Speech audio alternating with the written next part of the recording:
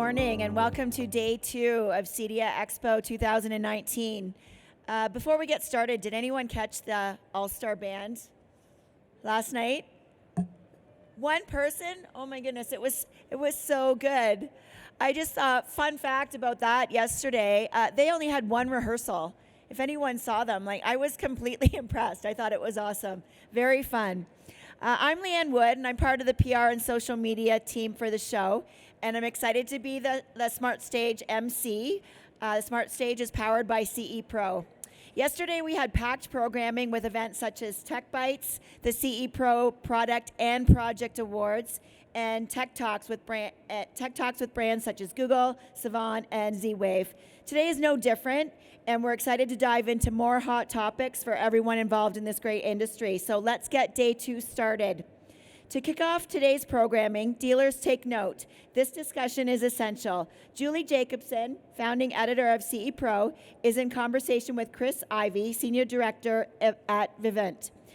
Did I get that right? Yes. Okay, Vivint, about their new Pro Channel program. Julie and Chris, welcome to the stage.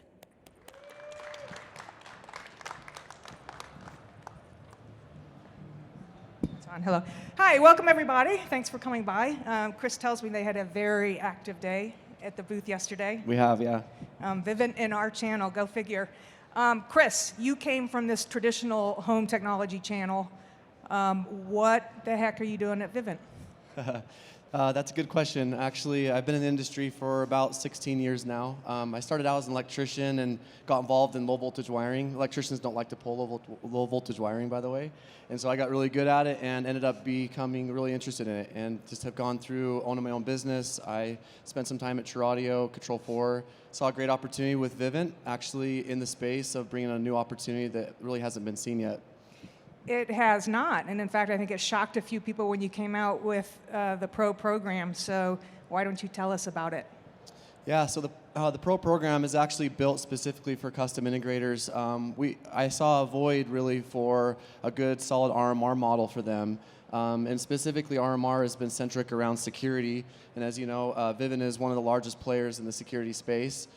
We have a very good turnkey solution end-to-end, so we were able to pack that all together in a white glove partnership that we're bringing to Pro Channel partners that want to take that solution that's built for scale, implement it into their businesses, and take advantage of a really rich RMR model we've built for them. So how does that work technically? I mean, you say you offer this program to the integrators. I know a lot of integrators that do some security on their own, a lot of integrators that farm it out to security dealers in their area, and others that just don't know what the heck to do with it. Which markets are you targeting, and how specifically does the program work? Yeah, so the program isn't really specific to any type of dealer. We're seeing all walks of high-end production, guys with retail spaces, guys that work out of their homes. Security is becoming more and more of a center part of the smart home. You use a lot of the security devices in the house to trigger automation scenes in lighting and other automation, just making that house live around me. And so having a security partner is really important for this channel because it requires licensing and other barriers of entry. It requires sometimes a very expensive investment. And it's a very slow kind of long haul picture on building revenue for their companies. And when they're referring it out to other local businesses, a lot of these smaller companies a lot of times have AV segments as well. And so it's not unheard of that they see later that referral is now taking some of their AV business. So Vivint is not in the space of offering audio video, so we protect them from that. So you give dealers the tools to offer these solutions. You give them the software tools, you give them the training, you give them the marketing tools, and then they hand off any jobs then to the Vivint technicians to do the installation. Walk me through what they get and what the process is for kind of setting this up. Yeah, so it's a real easy, onboarding process. We offer some of the very best sales training, I believe, in the industry. All of the partners that come on board have full access to that. I've been to some of Vivint sales training about 5 years ago, and I haven't stopped talking about it since. It was the most incredible experience I've ever seen. I've seen presentations on selling and selling to this channel, but I've never seen anything that's as scientific as how Vivint presents it. I mean, it's based on just years and years and years of learnings from the field, and it's, within 10 seconds of a conversation, you should be doing this, and, there's a lot of role playing. I mean, it's really fantastic, and I've always said that if someone in this channel organized their business around selling, we'd see some new successes like we haven't been before. So it's really fantastic training. Yeah, we have a lot of positive feedback so far, Yeah. and I believe that our training isn't really selling Vivint, it's really selling themselves, selling their businesses, and they're taking that and implementing it across their whole company and finding a lot of success. We're also investing heavily in tools for them to use. We believe having all of that in the palm of their hands is really important when they're meeting with a homeowner. So being able to demo the products and move immediately into creating and putting in an order for them while the homeowner's excited about what they've seen and what they're being sold. And then because of the licensing and again some of the insurance and bonds and stuff that's required to be an installation company for security, we actually handle all of the security installation. The dealers actually have the relationship with the homeowner. The first time they'll actually meet a Vivint employee is when one of our very well uniformed technicians shows up and knocks on their homeowner's door. And from there, we share in the revenue with both the products and any installation fee we split with them, and then we also share in the monthly RMR for the life of the customer. And simultaneously, we handle all of the service, truck rolls, warranties, phone calls 24/7. It's really a profitable RMR model for these guys. So I know there's some companies in our channel that you sell their products, and then for the lifetime, they contact the customer directly and sell them products directly. How does that work with Vivint? Yeah, so because I'm from the space, I know there's a lot of sensitivity around that. So we actually create kind of a registration of that homeowner against the dealer who has sold it, and it's a true revenue share. So even if a homeowner decides to add an additional camera 2 years into their contract, they will see the associated dealer margin paid to them on the 15th of that month directly deposited in their account. I'm sorry, what? We pay them for the life of the client, yep. Okay, that's really cool. Tell me about your most reluctant types of dealers, and then what is it where they finally go, aha? Yeah, I see some of the concern they have is that they're handing over a really important relationship that they have with their homeowners to a third party. But as we know, more and more of that home is becoming connected with more and more service providers. So our dealers are always going to be the center professional in the home. That relationship with the homeowner is important between them and that dealer. Having good partnerships with service providers is even more important because at the end of the day, that's who they're paying their bills to. It's who they rely on to come out and service when there's faulty products. I see the real potential of this is for these guys to actually go out and grow their companies, leveraging a massive organization without having to take on additional risk, overhead, or make additional investments in training new technicians. Yeah, and I mean, as we know, one of the biggest challenges facing our industry is the lack of qualified and trained labor. It is, yeah. I actually think the growth constraint of our entire industry is hands down the availability of skilled labor. And because Vivint is a billion-dollar company, we have a massive outside field installation organization. All of our employees, we train them in-house in Salt Lake. I believe it ranges, depending on the season, around 3,000 technicians that are Vivint shirts and Vivint trucks. And so having that army of technicians that these dealers can now leverage to grow their companies is phenomenal. That's terrific. Now, there's a lot of overlap between the products that you sell and the products that existing integrators sell. I mean, there's home automation components, there's cameras. How does that work? What if the dealer wants to own the camera part of it or the locks, or how does that technology overlap work? Yeah, what's nice about the product is that we can move up and downstream with the dealers. We could be simply as just their security-only solution. If a homeowner doesn't have the funds or they need to have financing available to them to buy a home automation system, Vivint has all those components in place. So if a homeowner does want to get into just a simple connected home and wants to finance it, now our partners don't have to turn that business away. They can actually leverage Vivint's model to sell. And then now, because we have Control4 integration, we can even go further upstream with them and now integrate into a larger ecosystem such as Control4. So tell me about that. You just announced that at the show, and Control4 is your first integration partner from the custom side of it. Why has Vivint never done that before? And then why are they doing it now? It seems like a company that's based on kind of very high volume, curated offerings, that would bring in a level of complication that doesn't benefit the company necessarily. Yeah, from Vivint's standpoint, we have really gone after a direct market and been very successful at it, but we do know that the experts of the home are absolutely still this channel. I mean, homeowners that want to be hands-off, they don't want to do DIY, they want to hire someone to come in, help them make the important decisions on what they need to put in their home to really gain the benefits of having a connected home. So we believe there's a market out there through this channel that Vivint really has never had any part of. So we see a lot of growth potential for both them and us by partnering together to go out and just build this phenomenal smart home solution. It's interesting. I take part in some of our local forums through Nextdoor and Facebook and stuff, mostly because I'm interested in very hyper-local marketing. And I see a lot of comments about security companies and security products. And when people talk about Vivint, I had a Vivint installation.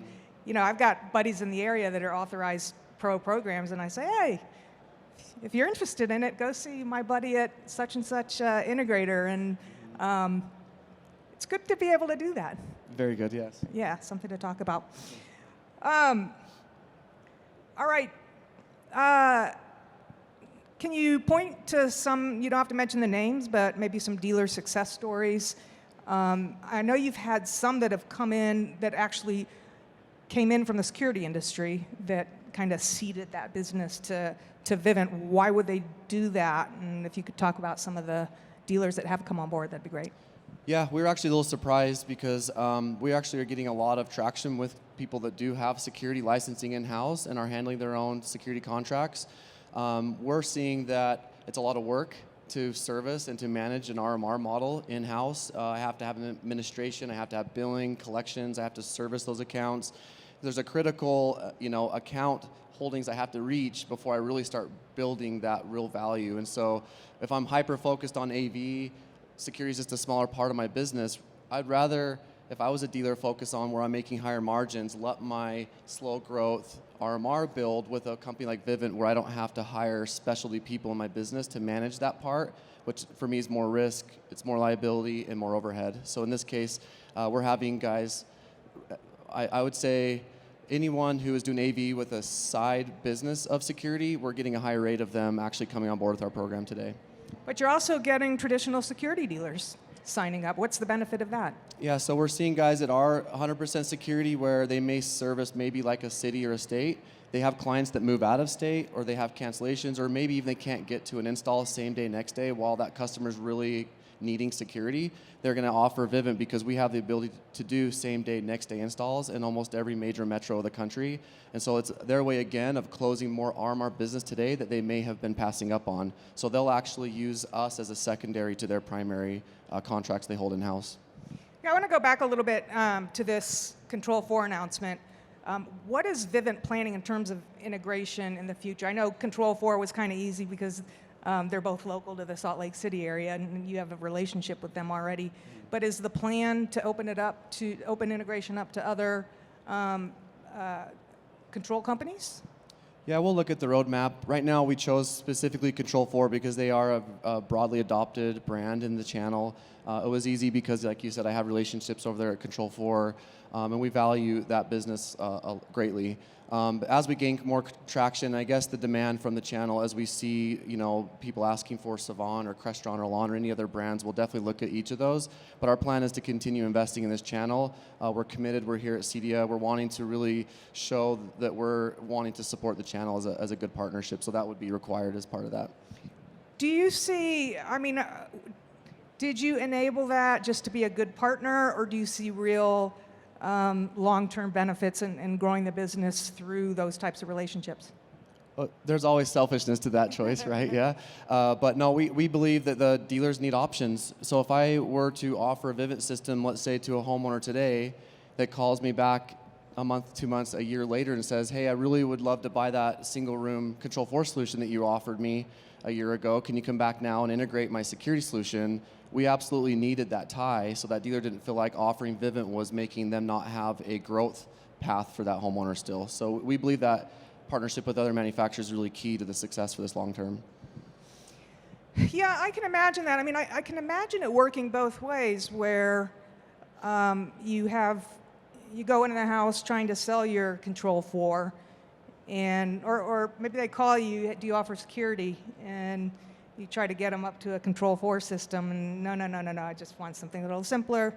So at least you can offer them that and maintain that relationship. Is there some kind of ongoing communication between then that Vivint customer and the installing dealer? Do you guys have a mechanism for that? In-house, we're not. We actually believe that our dealers have those relationships locally with their customers. Again, we are a backup support to them. So if their alarm panel's beeping on a weekend or at midnight, they have resources now through Vivint's customer care to call in and get their problem solved. But we always hope still now that the homeowner has that relationship with our dealers and call them first, maybe to navigate them to the right resources even within Vivint. But just we become an extension of providing just a high level of customer support to their customers. So, again, Vivint is a very, efficient company, and they've grown very, effectively by kind of maintaining control of their ecosystems, whether that be on the operation side or the technology side. And now you've thrown in this complexity being Control4, where Vivint sensors can trigger things in the Control4 ecosystem.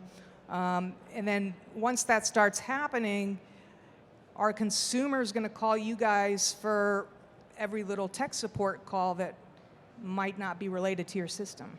Yeah, we actually thought ahead of that, and we have, so any accounts that our pro dealers offer their clients are actually flagged in our system. So when they call into Vivint, it actually is routed to a special business development team that knows who these customers are and understands what Control4 is, because a lot of our call center may not, and is able to, first, let's figure out if it's a Vivint problem, and if it's not, then they can always refer them back to the pro channel dealer. And they have that up on their screen saying... Yep. And then does that... See, this is something I didn't know. That's really cool. And then does the dealer get notified of that, or you just tell the client to call the dealer? Yeah, I guess it would be similar with any other product manufacturer. They refer them back to their originating dealer. Today, we're not necessarily letting the dealer know that we had a call in, but that's something we could definitely look at. That's really interesting. I like that. So tell me about the show. Why are people coming in? You said you've signed up a lot of dealers who want more information and want to learn more. Where are they coming from besides our great marketing that we've done? Fantastic. Because I'm saying, no, they're not paying us to do this. I've been doing this for 25 years, starting in the security sector, and I happen to think it's a really great model for many of the dealers in our industry. So what's bringing them in? What kind of questions do they have? A lot of curiosity, but we've also done a good job through publications with you out there, and your great love for us in this industry. So that has been great. I mean, our booth has been packed. I mean, we couldn't be happier. The support so far of this channel has been great. Instead of just scanning badges, we're truly wanting to get interest from the show. So when our dealers are coming through and they've gone through what we're positioning really as a business opportunity, not necessarily even as a product opportunity. If they're interested, they can actually sign our application right there in the booth, and we've already actually put over 150 dealers on so far this show. Oh. Yeah. Oh, wow. And are they surprised at some of the technology that Vivint does have? Because there's some good stuff in that portfolio. Yeah, so a lot of people don't know that Vivint's actually a very large innovation company too. So we're end-to-end. We own our solution from our own products that we innovate and manufacture to our own central station monitoring. We have all of our own customer support, and then same with our field service. And so I think when people really see the ecosystem we've built, and now that they can leverage that, not having to worry about several pieces of failure, now they can rely on one partner to really create a great experience for their homeowners. They're seeing the business opportunities very rich, to the point where a lot are asking me where's the catch, and there's not. We just want to make sure that everybody is profitable with this model we've built, and then we can just build and run with it. But what are some of the little specific gizmos and devices that you have that maybe dealers didn't realize you had?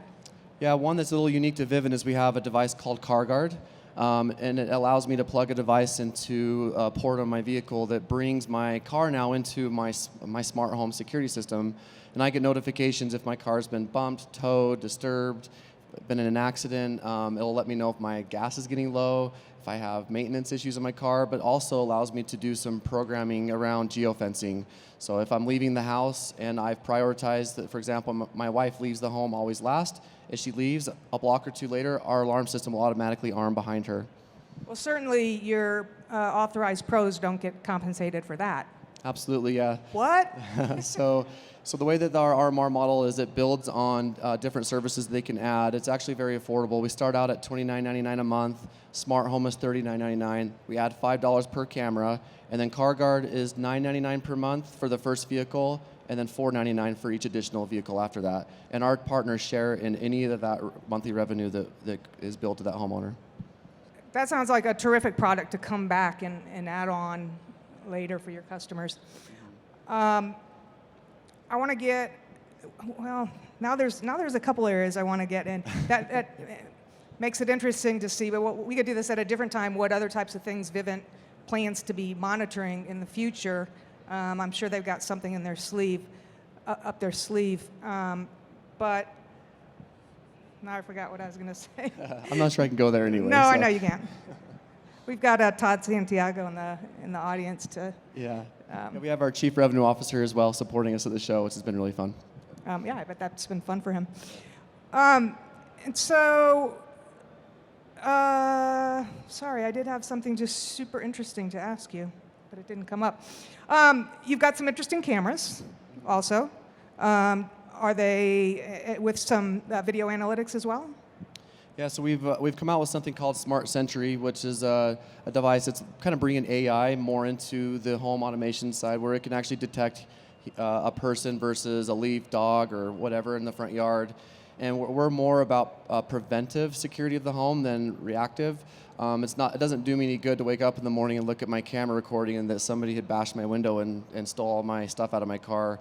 So our homeowners can actually now go in and say, if somebody's in my driveway after 10 p.m. for more than 2 seconds, then our cameras will actually start chirping at them and to deter them. And we have videos already being sent in from our customers that are really funny to watch, where somebody's literally breaking into a car, our camera will whistle at them, and they literally just take off into the dark.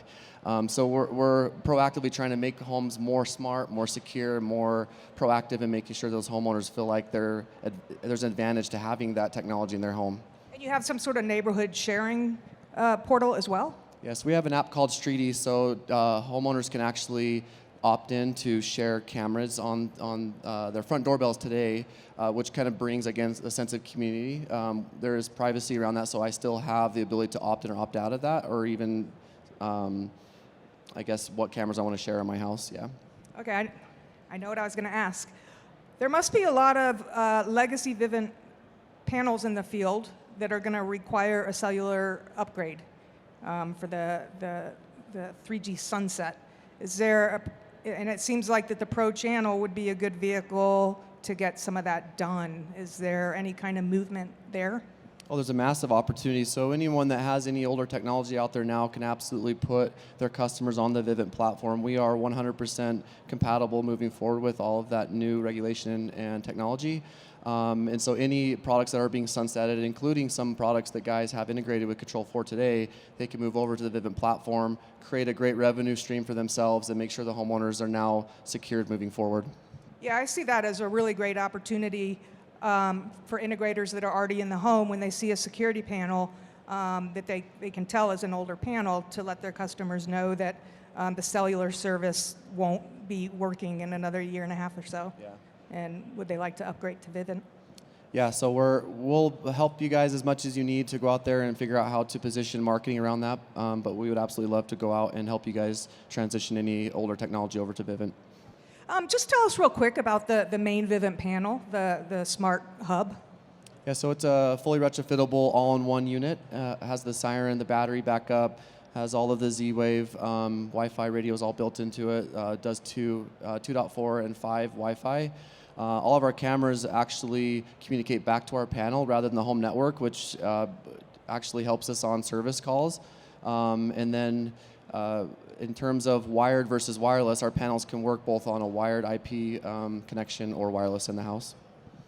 And then what kind of information does the panel present to third-party control systems? Today, third party is really only sharing that with Control4, but it's all of our security door motion sensors. We have a water sensor that can actually now trigger events in the home, whether it be flashing a light or notifying me on my phone. But again, I love security and automation because when I walk in my home and my hands are full at night, I want that door opening to tell my system that I'm there and to light a pathway to my kitchen. So my house is more secure as I enter. I don't have to worry about fumbling around looking for a light switch in the dark. So having a security in the home really does make not only me more secure, but it brings another layer of automation that is really hard to get without my house knowing that someone's there occupying it. And so ordinarily then, maybe a Control4 installation would have to use their own sensors to trigger the Control4 scenes, which would be double duty. You know, you'd have to have separate sensors then for security. So integrated, the two platforms integrated together would allow them to use a single sensor to trigger both. Correct, yes. Anything else you would like to share with dealers? Where's your next road show? Do you travel around or you visit where you're asked? We're all over the country right now, so we've been lucky enough to attract some of the very best rep firms across the whole country. So we encourage you guys to get out there and let's meet with your reps. Let's get you guys at least introduced to what the opportunity is. If it makes sense, great. If it doesn't, we'll respect that. But we would love to have you come by the booth while you're here. We're at booth 523. We'll walk you through not only the business opportunity, but also the products and answer any questions you guys may have. Yeah, and I did find that very interesting when you announced reps, and your reps are from the traditional custom integration channel. Yeah, it's amazing the experience that we have.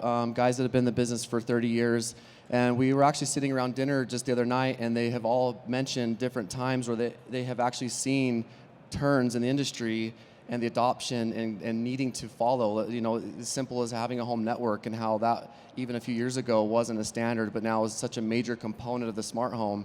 And so they're encouraging us too that we just have an amazing opportunity and that this industry is shifting, and that the earlier we are to adopt these new concepts and business opportunities only helps our viability in the space. Well, I'm excited about it, and I'm excited to have you guys share your vision and your technology and your new business model with our readers and our audiences. So I hope you have a fabulous show. Yeah, thank you, Julie.